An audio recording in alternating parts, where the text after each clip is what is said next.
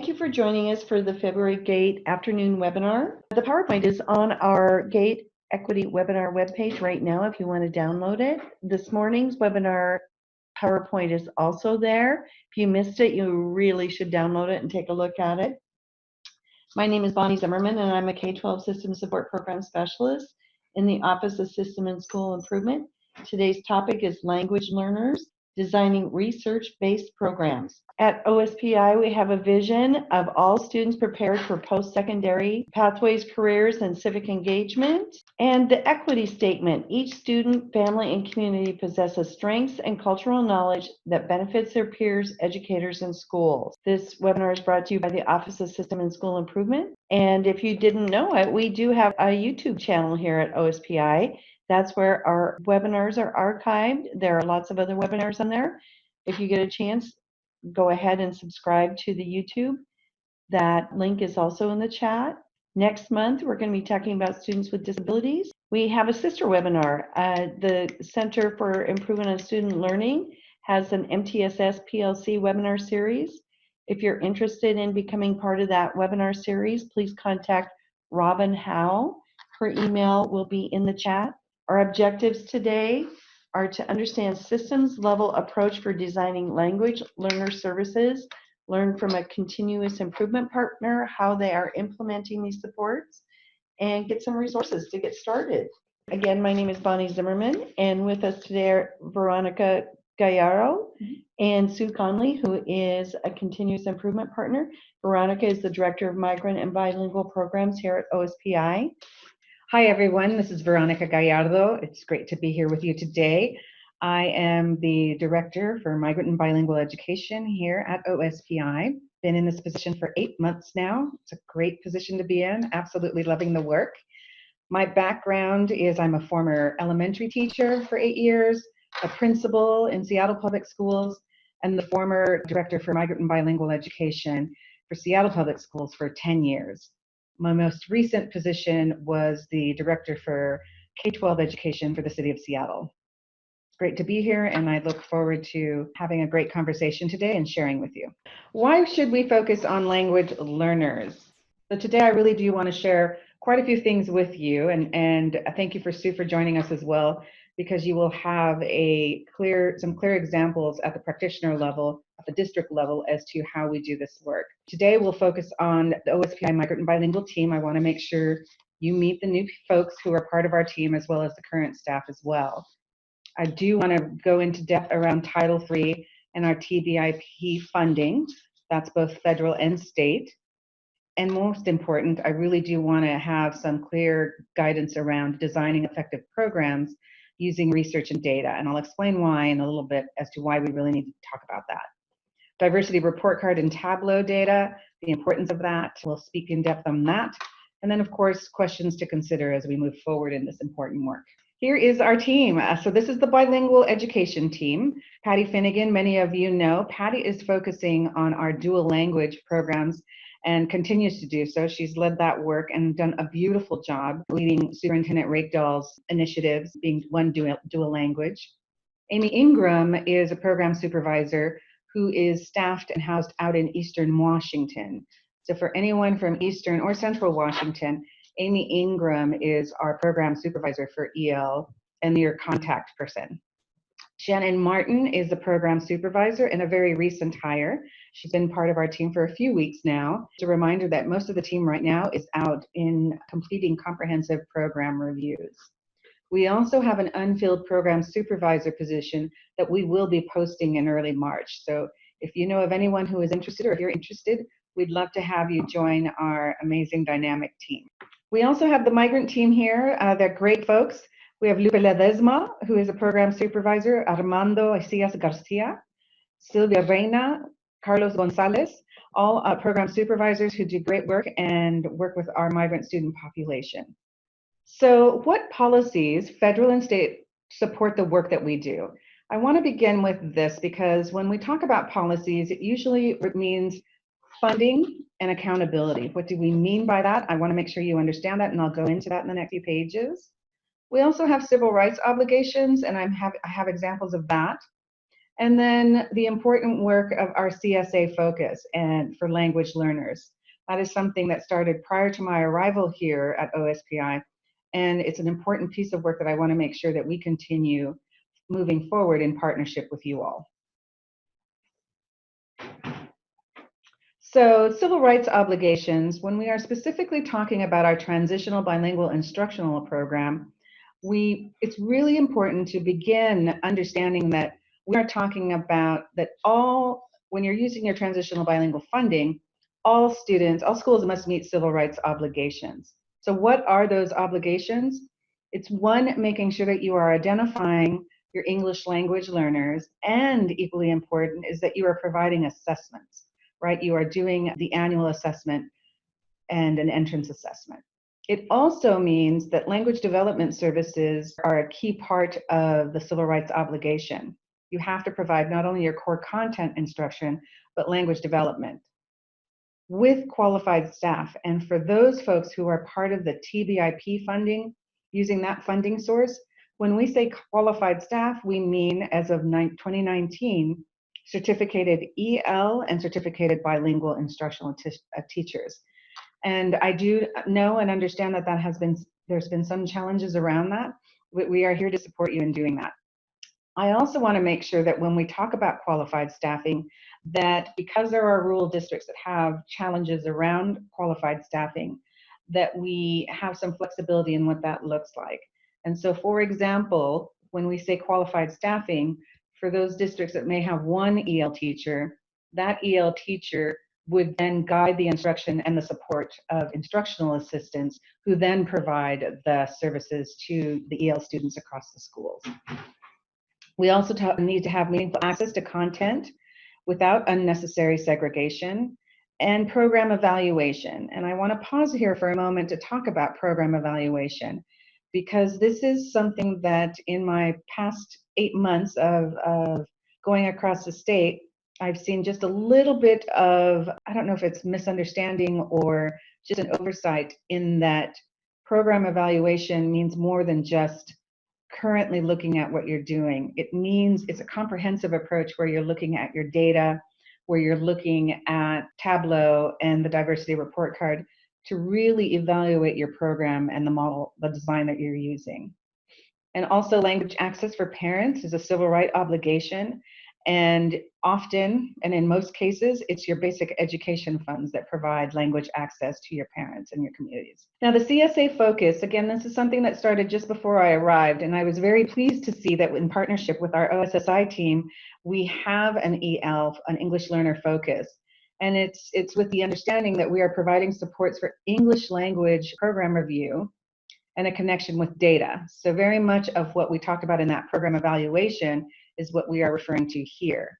And it's with excuse me, there's a typo right there. It's ESDs will create an English learner support and services function in each ESD for the purpose of providing technical assistance to building comprehensive English language development programs. Those technical assistants could be in the form of staffing models, English language development materials, English language proficiency. And on the next page, we go in a little bit further because we were asked for examples. So how can ESDs spend their funds this academic year? And emphasize this academic year is there are opportunities to use extra time funding for consultation, to come and co-develop current ELA program or professional development. You can add and increase FTE to support districts in identifying their EL populations and do that deeper dive around your EL typology. You can also add and increase FTE or extra time funds for a team to do that program evaluation and review and recommend supplemental materials, and so on. There are 5 different options here that we hope allow flexibility to ESDs on how they can apply the $45,000. The idea is that you all take a look at this and really dive deep into what your program looks like, how you're supporting your students, and take that opportunity to really reflect on how to better serve your EL students. So for Title III funds, it's important to note that the intent and purpose is really 5-fold. One is to attain the English language proficiency for our kids and to make sure that they're receiving high levels of academic achievement in English. It's also to meet the same challenging state academic standards. And I'll go into more detail around the access to core content instruction and high academic standards, but it's really important to emphasize that standards are a key piece of EL learning. And it's also important, and the intent and purpose is to assist teachers and principals and other school leaders to establish and implement effective language programs for our students and capacity as well. And when we talk about capacity, it's not only our general education teachers, our EL teachers, but we're talking about our building leadership team as well, which is principals, assistant principals, and so on. And don't forget, it's also your school board. And then, of course, a critical piece is the parent, family, and community engagement. That's a critical part because, one, there are many, our parents are our experts on our students and have a lot of insight that they can provide and that we can learn from as well. So the systems level support for language learning services is important to emphasize here. One, you'll see all these little squares here, and this is what the CPR review really focuses on in all these areas. But what I want to highlight here is the program design. The program design, when we go into districts, program design is one of the #1 areas where districts are out of compliance. We have over 60 districts who are out of compliance and require more support in program design. And we will go into really some specific detail as well as examples of what we mean by program design. But I wanted you to look at see how comprehensive this entire system is when we're talking about systems for language learners. It includes program design, assessment, resources, program evaluation, and so on. So it is a comprehensive system that's required for an effective language program in districts and in schools. So as you move forward into this presentation today and this learning, do focus on these big ideas. What is it that you're doing at the district level on student identification for English language learners? Listen closely about program design and what we mean by that, and reflect on how you are actually implementing program design or not, and professional development.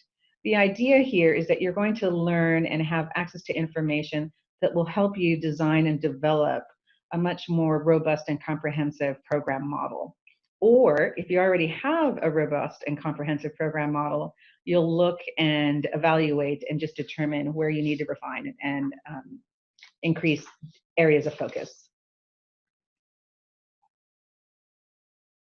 So funding and accountability in Washington. So when I'm talking about state of Washington, we often mean for language learners, it's the TBIP, your Transitional Bilingual Instructional Program.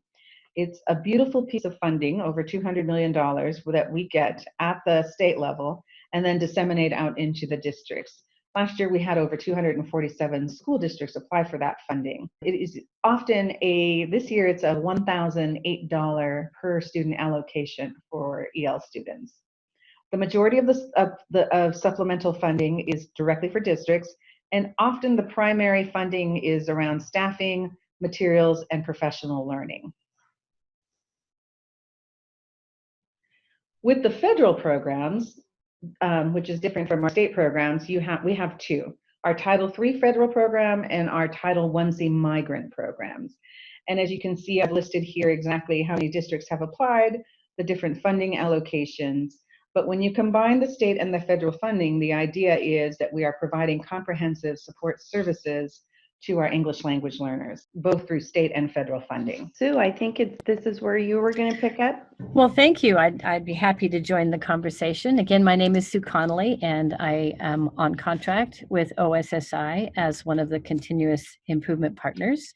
And I focus on English learners. I'm serving districts in the central part of the state. So it's a little bit of a unique population here, different from other parts, I guess I should say. So as we start looking at program design, et cetera, here are some questions that you might want to reflect on for just a moment. These are, of course, just guiding questions, prompting questions, perhaps things that might tickle your brain a bit as we go forward. This is taken right out of federal law, Title III. Veronica, correct me if I'm wrong there, but this is the Every Student Succeeds Act. And we wanted to highlight that part right there in the middle where it talks about the fact that when we design our programs, we do need to ensure that they are scientifically researched and proven, to be the best in teaching our student population.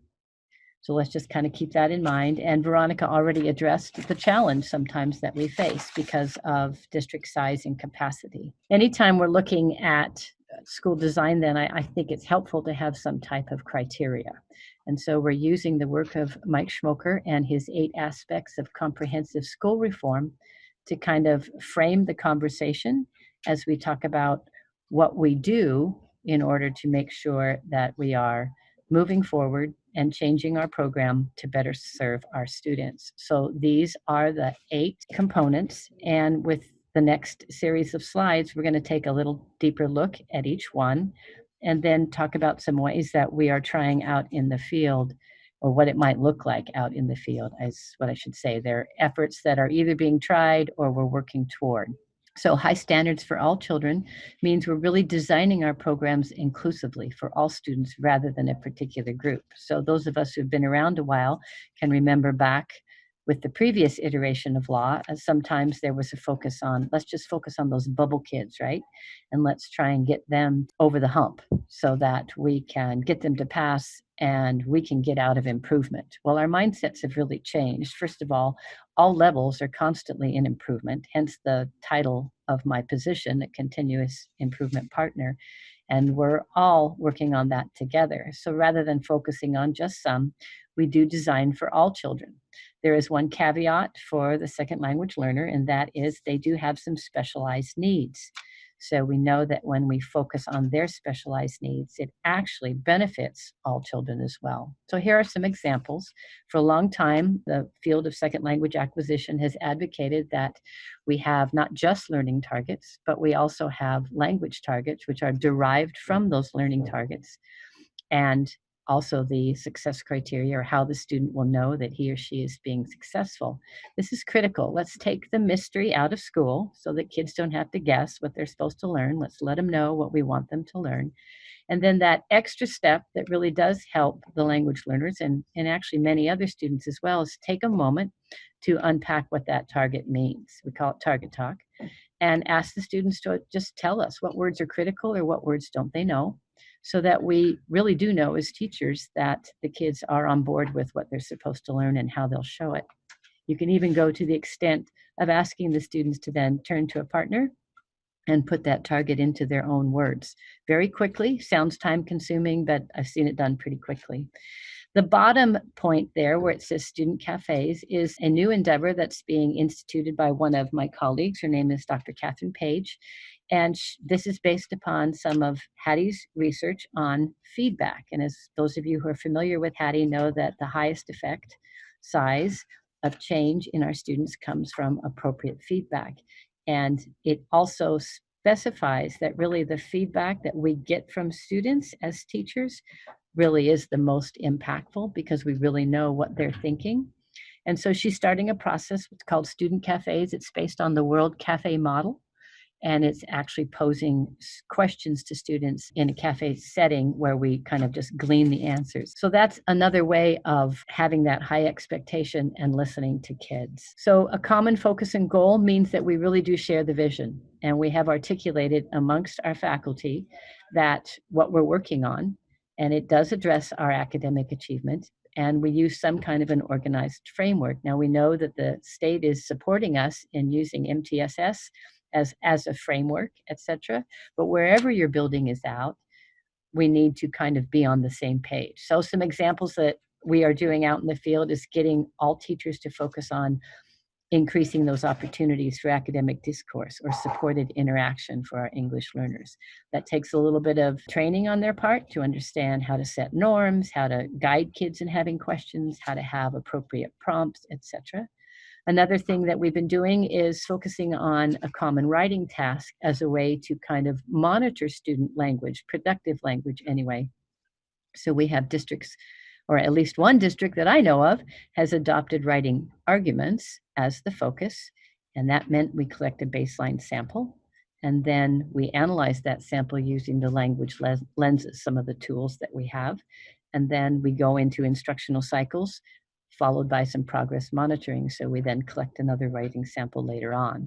So this work moves forward, whatever your steps that you take, this work moves forward when we do have that kind of common focus and goal. A comprehensive program means we're really looking at the whole thing, including staffing, use of time, etc. So an example here also is when we create those master schedules and we know we need to provide that ELD services for all students. I'm thinking probably primarily of elementary in this example, but let's make sure that we design the master schedule such that that time for their ELD is built in and it's consistent across our district in our buildings. It's not an afterthought. I actually advocate that you start with the most vulnerable population's needs when you build the schedule so that we take care of what they need and then add in things from there. It's also helpful, and something that OSSI is asking the partners to focus on is use improvement science techniques to support some changes. These are small steps that we do in short cycles, 2, 3, 4 weeks. And I like to focus on building the teacher efficacy first. So if the first thing we're going to do is ask teachers all to, for example, do target talk, then my first round of PDSA would be on just getting them to do it, building their confidence, checking the frequency and the fidelity to see that it's actually happening. Then we look at some data and we analyze it to say, feeling pretty good about this? Is it working? And then with time, we'll also in the next cycle perhaps, or another one down the road, we'll also start connecting the use of that strategy, whatever it is, to the EL language development or their engagement, etc. So this is a comprehensive approach taken in small bite-sized chunks over time. Then an alignment between the program and the resources that we're using. That's kind of everything. Again, if you think of the word curriculum, it's not just the purchased product. It's, as the Latin root means, it's the course to be run, so that it includes the human resources, the instructional resources, the technology, the time, etc. So it does help to keep in mind that ELD is a service, not a place. It does not have to happen in a pull-out or a push-in. It just needs to happen. And we need to sometimes redesign what we're doing so that all of our students are receiving these services. So one step you might think about is, what's the ratio of your certificated teacher to your endorsed certificated EL teachers to your EL students? Now, Veronica already mentioned that it can be challenging for districts, but we would at least want to know, wouldn't we, about how many EL teachers do we have per student. And then it's very important also to support the co-planning between the EL teachers and the content teachers. Again, we all work together on this. It's not a separate thing. And so part of this school improvement means we need to do this alignment. And these are big topics and big discussions, but it's conversations that we're having and trying to move forward with creating common time or built into the schedule time, or it's a great use for some of those funds to pay for time for the EL teacher and the content teachers to get together. So some of the foundations, the research-based foundations. So it is obviously important that we're using the best practices that we can get our hands on and help schools to organize their schedules and resources. So a common example is make sure that our PD that we're providing really does talk about effective instruction for ELs in that core or tier 1 across the whole day. It's helpful for me to talk to buildings around the idea of designated ELD as well as integrated. And what that means, the designated is that protected time of day when these English learners are being taught English by a language specialist or an EL cert or a para who's overseen by a cert. But then the integrated ELD is what happens all the rest of the day, because they're not going to acquire English proficiency just in a 30-minute block or a 40-minute block. But the rest of the day, we need to have teachers who are also mindful of how best to support these kids, and that's a great place for PD to be used. And then once again, here's a little bit more detail on those improvement science practices about those 4 steps in the process. So we plan a small step that we think we can make a change on, that we agree on, and we determine up front what evidence we'll collect. And then we do it. We implement it over a short amount of time. And we gather that evidence and then we take a look at it. What does it tell us? And that's the study part. and then we have some decisions to make. Do we want to keep doing this one? Do we need to make some modifications or changes? Or was this a real boner and we just need to throw it out and start over? Whatever, that's the approach to making some of these changes that we're trying to implement across the state. So research tested implementation. So the reforms that we're trying to put on are focused, like we said, PDSA. They are rigorous. So, getting students to where we want them to be. And we're gathering data and evaluating it. So the second on the right of the examples is kind of getting to this idea of formative assessment, which these 4 steps are very close to the PDSA cycles, but this is the process within the classroom. So it's a big challenge for our teachers to understand how to monitor that language development. And if we help them to understand that formative assessment, again, is a process, it's not a test, it's not a once in time. And these 4 principles, which come right out of our Smarter Balance tools, that first of all, we want to make sure they understand what they're supposed to learn and what language they're going to use. And once again, then we get evidence in some form, a writing sample. We pay attention to their oral conversations, interactions. We take anecdotal notes. We gather an exit slip, something of that matter, so we get evidence of how their language is being used. And then we spend a moment and take a look at it. What do we learn from what we're looking at in the evidence? And then again, we act upon the evidence. We make a conscious decision. Do we do it again? Do I need to tweak something? Can I move forward to something else? So again, an example of how we can kind of test the changes that we're making. So professional development is critical, obviously, because our teachers don't come equipped with all of these skills and tools. And it's really important that the PD is tied to improved academic achievement for all our students. So some examples on the right, we need to kind of move beyond the spray and pray or the once and done. I think we're all trying to do that. And these are some ways that we see it happening out in the field. So some of the training is happening through the PLCs or through a department team or through the building school improvement team. So first of all, they get the training and then they go out and work with their colleagues. That's one way to do it.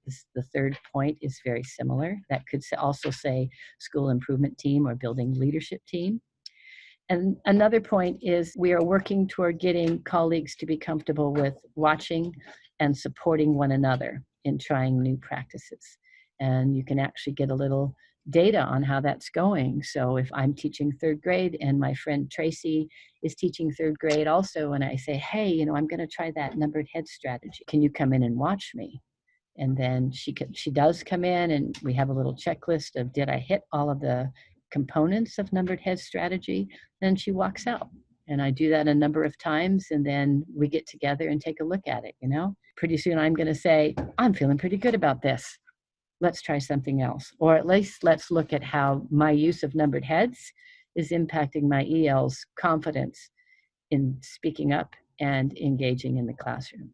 So this idea of learning together through our PD rather than someone coming in and just telling us what to do, that we work together and we collaborate together and we help one another is a major aspect to professional development as the continuous improvement partners are trying to support our districts in. And then, of course, always matters to bring our families in. So ways to engage the community and the parents and provide links to other services to support our kids.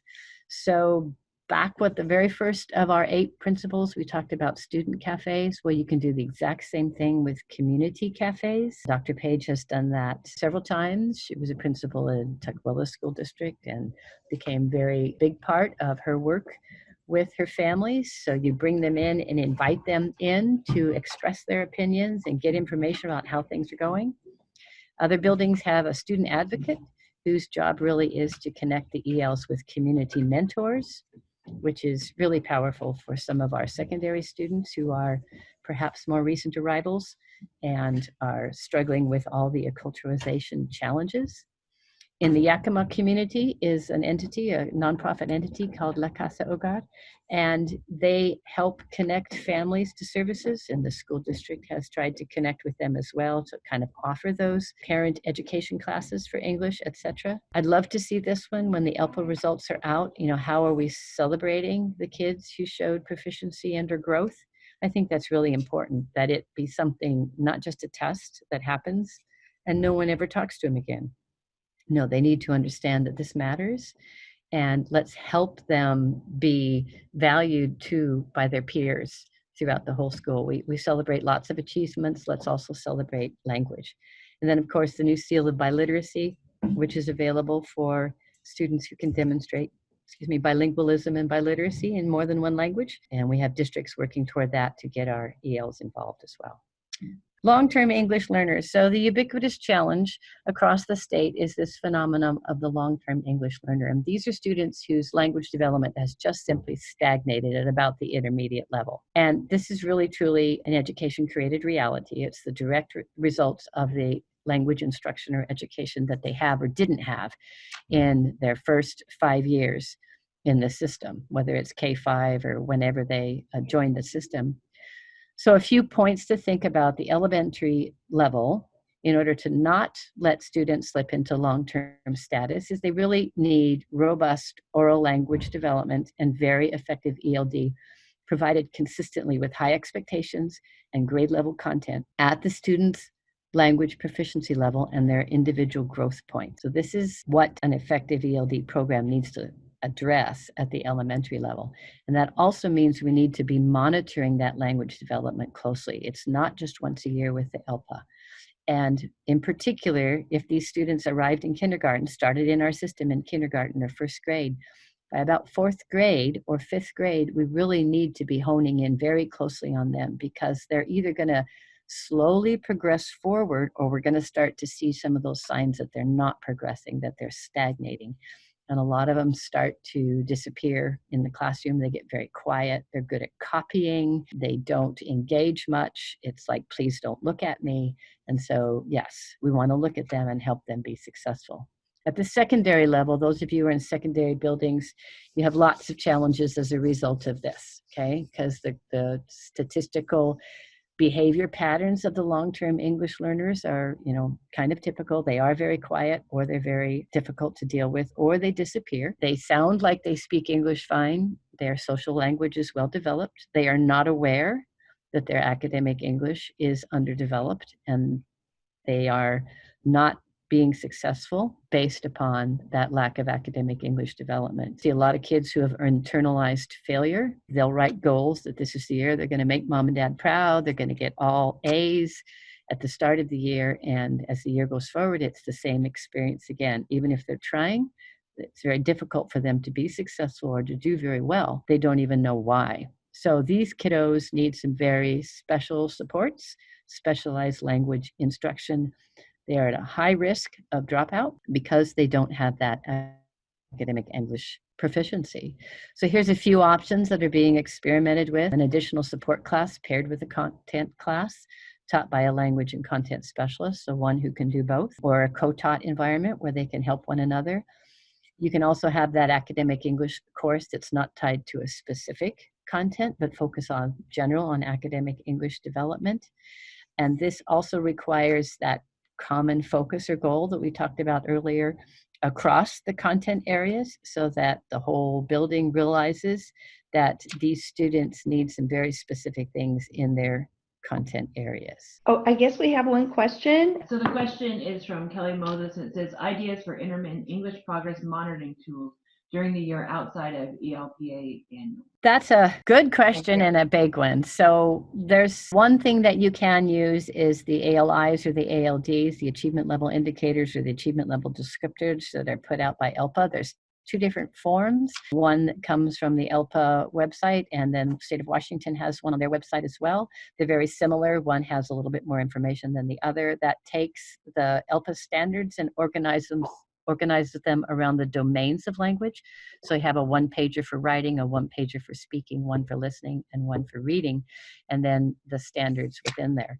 That's a tool that some people are finding some success with using. They don't include Standard 7, which is register, which is at secondary levels, is pretty important. So again, these tools have limitations. Another thing, we've created some that have taken, for example, you can get the writing rubrics for the ELPA, and it's a holistic rubric. And then we've broken it down into more of an analytical piece. And based upon, basically, I took standard 4, which is ELPA standard 4, which is writing arguments, which correlates to an SBA standard, and then just kind of looked for the criteria out of that to help teachers understand the complexity of language, what it means to write an argument, etc. So there's some teacher-created or SIP-created tools out there for oral language development. We can look at the work of Jeff Swires. He's put out a tool on analyzing conversations, paired conversations, having teachers create anecdotal notes, basically take what your language objective is. If you want students to describe how they solved a problem using sequence language, like first I did this, next I did this, and finally, then the teacher can be going around and listening to the conversations to see, is the student, first of all, able to describe their process, and are they using the targeted language? Things of that nature. Okay. Thank you. So this is I'm next. So begin moving forward. We really wanted to have the opportunity to share 2 categories of program models. And what we do know is that there's bilingual programs and there's alternative programs, and all for the purpose of English language proficiency. And as I or the team goes out across the state to districts who are receiving comprehensive program reviews, we want to make sure that everyone has a clear model that they are using, or models of English language development for our students. And if you look at the far left-hand column, you'll see that there's a variety of different models. The darker blue are your bilingual programs, such as dual language, developmental bilingual, and transitional bilingual. But then the alternative programs are also things, and often more of what you see in the school settings as well. We also, with your model, we want to know which students you are serving. We also want to know the language of instruction. Is it English? Is it English and the primary language? And so on. Equally important is the teacher qualifications. What are the qualifications of the teachers who are providing this instruction within this specific model? And what is your ultimate goal in choosing this model to serve your language learners? And then, of course, the typical length of the program model that you're using. So as we look at a comprehensive program design, you really want to know why you chose your model, the students you're serving, the type of instruction that's taking place, in the qualifications. Sometimes it helps to be looking for some data on your students. And so we're going to do kind of a walkthrough on how to find some of that high state level data. So if you kind of follow the arrows, it looks like it'll be pretty straightforward here. So up at the top there, when you click on data reporting, you'll see the top option is report card, which is currently underlined in this picture. So you select report card, and then this box will appear, and you can start typing in your school district name. And sometimes it's a little bit stodgy, so be patient with it, but it will eventually allow you to hone in on your district or your school. And then when you get to your district or school, then you'll have this page will pop up, and over on the right, you'll see the grayed out bar says diversity report. And this is a place where I like to have teachers delve into. So if we click on that, and then there's a series over on the left. And so I've pulled out some of them to kind of help you get an idea of the kinds of pictures that you can get on your kiddos, your ELs. So this one is the graduation by student program and characteristics. And so this will pull out by these different characteristics with English learners at the top versus the non-English learners.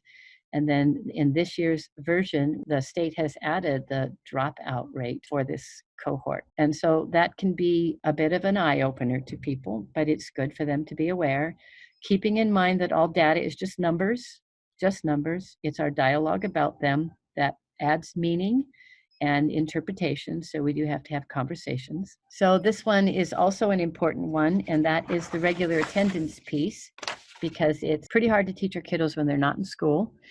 And so the more successful we are in getting them to school, the more successful they have a chance of being.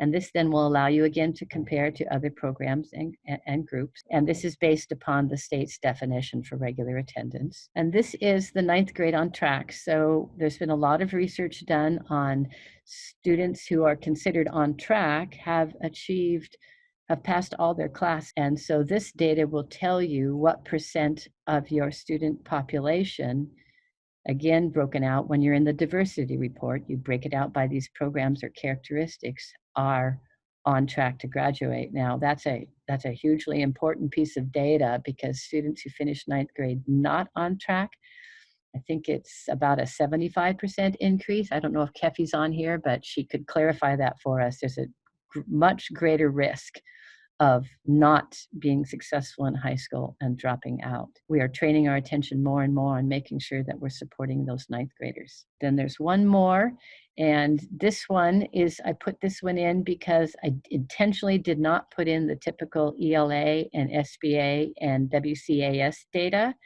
because we know that if our students are English learners, we know we can pretty well predict, right? Those tests are going to be a lot of a reflection on their English proficiency, and not so clear on what their content knowledge is, because they're written for students who are English proficient. But this comes from the annual report to the legislature, and this is a little bit old data. It's back a year, but I wanted you to note what happens to students who have attained English proficiency and how they do compared to all other states. So the top table, all the other students, excuse me. So the top table is ELA, and the bottom table is math. And the first column is the different student groups. So all students who met the ELA standards or exceeded it in 2017-18 was 59.4%. Now, in that same year, current ELs, 14% met.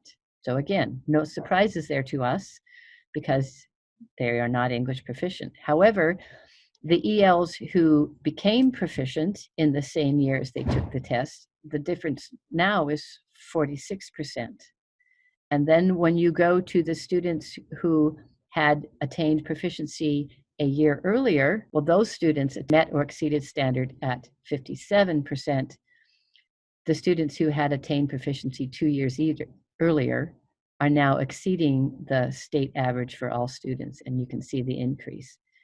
And then in the bottom table, look at math, and you'll notice that the ELs who had transitioned a year earlier are already exceeding the state met or exceeded standard. So I wanted you to see this, because this is the place where we all stand up and cheer, right? Because it really matters that students achieve English proficiency, and then they will be successful. So working together to help them all be successful needs to kind of be our focus and goal. Thanks, Sue. I really appreciate that last PowerPoint page. That's absolutely exceptional work to show the hard work of our students and the progress they're making. I will now go into the Tableau TBIP data for EL and migrant students. And this is just another source of information where you can get both high-level summative data as well as school-level data, student-specific. So right here, it explains how to access a public Tableau TBIP, right? You visit the Migrant Bilingual page, you go to the TBIP for student groups. The big piece here is if you want to go deeper and go to the student level, you need to log into the EDS for student level information.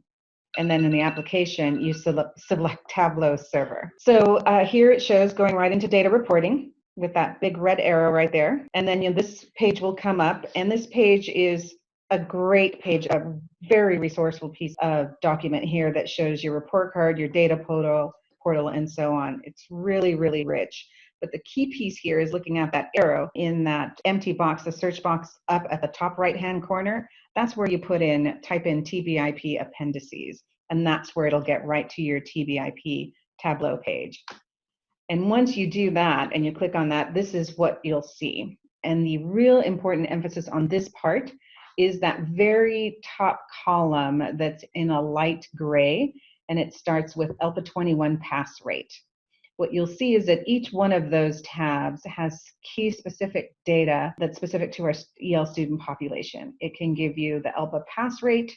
It can tell you the home languages your students speak, the primary languages, the program length and time, the TBIP by student group, which I find to be one of the most useful tools around, and your Smarter Balance results by transition. But the TBIP by student group, which is this page that we're looking at, you'll see on the far left-hand column, you see the ESD name. You could either start with the ESD and go right into the specific district, and then the grade level you're choosing. Remember, this is public TBIP data tableau that we're looking at. Now, what I find important about this page is that it shows by the student group. So in that fourth column over from the left, fourth over, you'll see student groups, and it focuses on high cap, low income, migrant, 504 students, and also your students with special education services. What I find important here is that you can identify your over-identification of EL students who are receiving special education as well. And you can find that by grade level. So this is a really wonderful resource piece that can really give you specific information about your students. The next page, so remember we went from that first page that had all the different tabs. This is the program length. And what you see here is, we've taken out the district name, but imagine that this is your district here. What it shows here is that on the fifth column over, you have your median enrollment length. What you see here is in kindergarten, it's 1 year, and then it progresses to third grade of 4 years, and so on. What you'll see is a couple of years in the median enrollment that shows 6 years. We know that the state average program length of time for an EL student is 3.5. So this just gives us the opportunity to have a conversation with this district, with the school, to really begin to unpack why is it that we have students in these specific grade levels that are staying beyond the state average time. What is your program design doing or is in need of to make sure that we reduce that time? Again, it's just an opportunity to have that deeper conversation, because clearly there are areas where our students are staying too long in our EL program. So this is a spreadsheet that has been made available from the state, and it will show the district name and the total EL count, the number of ELs, and of course the percent of those ELs that are long-term learners. And that is one way to look at it, is out of the total population. But I encourage districts to look at it a little bit differently, because your kindergartners, your first, your second, your third, your fourth, those children can't be a long-term learner, and we don't ever want to think of them that way. It's a status, right? It's a status that students slip into when they're not getting what they need to help them develop proficiency. So the percentage will change rather significantly if you take that number of students the state provides there, but consider it out of the total number of ELs in grades 5 through 12. That would be the students in, or grades 6 through 12, whichever one you want to look at. Because really, truly, the long-term challenge is mostly a secondary school challenge. Some questions kind of to wrap up here in our last few minutes. These are some questions for you to think about. What's your approach? What data do you look at? Can you identify all of these students? Also, the resources, how are you funding it? EL program is a BEA responsibility. Your TB money and your Title III funds are to supplement, to make it more realistic and doable for your kiddos and to make sure that they receive the services they have. But really, truly, we should be funding it out of our basic ed money. This next slide has some really key ideas for English learners, and a lot of it connects back to our menu of best practices that is available. There's some excellent tools in there. The sections that describe EL learners are very good, but this will help us. These questions will kind of help us think about, again, designing a program that will best benefit our students. We want to just reiterate that we want to thank you for your time and the importance of providing services for our language learners. We're all in this work together, and we understand how important it is, and that this work can't be done without your support. So we are grateful to all of you. And just to remind you that why we do this, we do it because we have amazing students, language learners, and the diversity of our language learners is just something that we are trying to strive and make sure that we are serving them in the best way possible. We have some resources for you, some useful URLs. They are going to be typed in the chat for you. Our Emily, our Healthy Youth Survey person, is in the room with us. We know that 20% of sixth graders say that there is a language other than English spoken in their house. 20% of eighth graders, 25% of 10th graders, and 23% of 12th graders. We have some more resources for you. So the resources that we have for you are, if you're inquiring or curious about the funding for Title III, TVIP, and any alternative program, you can go to the OSPI website and type in under school apportionment. And that is really great information that gives you specific financial information about your school district and funding. Other resources that we find very helpful, obviously we shared the report card, the diversity report card, the Tableau data, but equally important is the Federal EL Toolkit. That's a great resource that has 10 chapters of different federal guideline and guidance around how to support your language learners. And then of course our OSPI English Language Arts menu of best practices is also available. And then on our website you have our program guidelines from OSPI, as well as the Healthy Youth Survey for websites information. So also we want to put in a plug for the Washington Association for Bilingual Education. Again, I'm Bonnie Zimmerman, Veronica and Sue. Again, this is the Office of the Superintendent of Public Instruction. All the graphics in this webinar were, except for otherwise noted, are part of the Creative Commons, and we get a lot of our things from the Noun Project. And here are some questions for you to discuss in the chat. What were the big ideas you got from today? What are your next leadership moves? What did you value in the presentation? And what questions do you still have? I want to thank you for joining us and have a great afternoon.